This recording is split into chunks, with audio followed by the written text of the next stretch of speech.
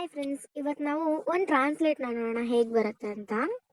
ಈಗ ನೋಡಿ, time travel is possible if we use banana.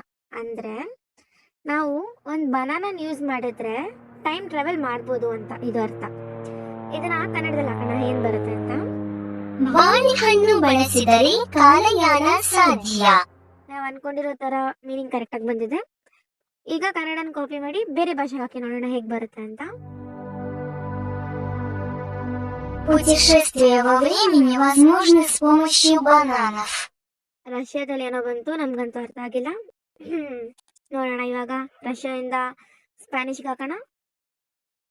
Viajar en el tiempo es posible con plátanos. ಸ್ಪ್ಯಾನಿಷಿಂದ Japanese try ಮಾಡೋಣ. Banana を使えばタイムトラベルは可能です。ಜಾಪನೀಸು ಆಯಿತು. ಈಗೇನು ಮಾಡೋಣ, ಮತ್ತೆ ಇಂಗ್ಲೀಷ್ ಟ್ರೈ ಮಾಡೋಣ. Time travel is possible using bananas. ಓ, ಈ ರೀತಿ ಕೊಟ್ಬಿಡ್ತು. ನಾನು ಹೇಳಿದಂತೂ ಟೈಮ್ ಟ್ರಾವೆಲ್ ಮಾಡ್ಬೋದು ಬನಾನಾನ ಯೂಸ್ ಮಾಡಿಕೊಂಡು ಅಂತ. ಬಟ್ ಇದು ನೋಡಿದ್ರೆ ಒಂದು ನಾರ್ಮಲ್ ಬನಾನಾ ಇದ್ರೇನೆ ಟೈಮ್ ಟ್ರಾವೆಲ್ ಮಾಡ್ಬೋದು ಅಂತ ಹೇಳ್ತಿದ್ದೆ. ವಾ, ಯಾವ್ದಪ್ಪ ಇತ್ತಲ್ಲೇ ನೋವು, ಏನು ಅರ್ಥನೇ ಆಗ್ತಾ ಇಲ್ಲ ಅನ್ಕೊಂಡ್ರ. ಫಸ್ಟ್ ಸೆಂಟೆನ್ಸ್ ಲಾಸ್ಟ್ ಸೆಂಟೆನ್ಸ್ ಎರಡು ಸೇಮ್ ಅನ್ನಿಸ್ತಿದ್ಯಾ? ನಮ್ದೇ ಟ್ರೋಲ್ ಬಾಗುರು.